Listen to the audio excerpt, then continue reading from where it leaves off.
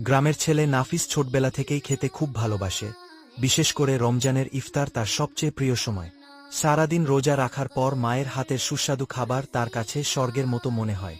মায়ের তৈরি পেঁয়াজু, বেগুনি, ছোলা, শরবত সবকিছুই মজার, কিন্তু তার সবচেয়ে প্রিয় মুরগির রোস্ট। তবে একটা সমস্যা আছে, নাফিসের বড় ভাই রাকিবও ঠিক তার মতোই খাবারের ভক্ত। প্রতিদিন ইফতারের সময় এই দুই ভাইয়ের মধ্যে ছোটখাটো যুদ্ধ লেগেই থাকে।